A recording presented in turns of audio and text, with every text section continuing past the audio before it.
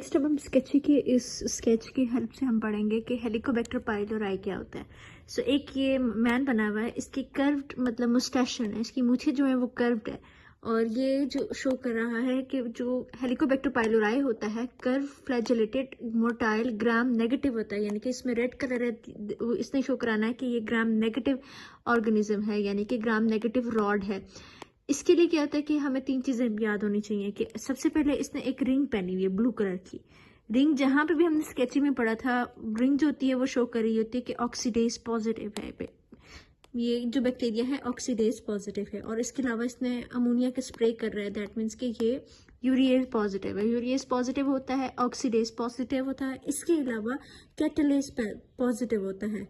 इस तरह के ये कैटल की ये बनाए हुए हैं कि किस तरह से ये जो ड्रम्स बने हुए हैं ये कैटल के बने हुए हैं, दैट मीन्स कि इसमें कैटलेज पॉजिटिव होता है, यानी कि 3 चीजें पॉजिटिव हैं, catalase positive, oxidase positive, urease positive.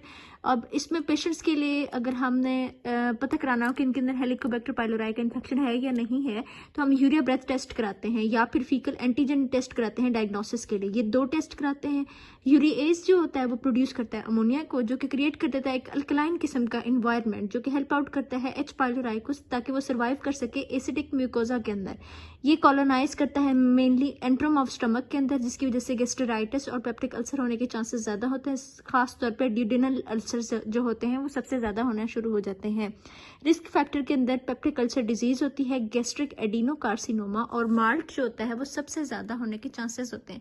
ये सबसे ज्यादा एमसीक्यूज में पूछा जाता है कि क्या रिस्क फैक्टर्स होते हैं। Peptic ulcer disease, gastric adenocarcinoma और MALT lymphoma, mucosa associated lymphoid tissue lymphoma. सबसे ज्यादा जो कॉमन इनिशियल ट्रीटमेंट होता है ट्रिपल थेरेपी होती है, ठीक है, जिसके अंदर प्रोटॉन पंप इनहिबिटर शामिल होते हैं, एमोक्सिसिलिन होती है, मेट्रोनिडाजोल। अगर तो पेनिसिलिन की एलर्जी है तो हम इसकी जगह मेट्रोनिडाजोल भी दे सकते हैं।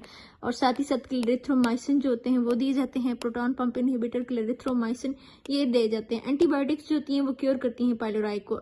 अगर हम क्वाड्रुपल की बात करते हैं, हमने इसमें बिस्मथ जो होता है अगर ऐड कर दिया जाए तो क्वाड्रुपल थेरेपी होती है, याद रखना है इस तरह से।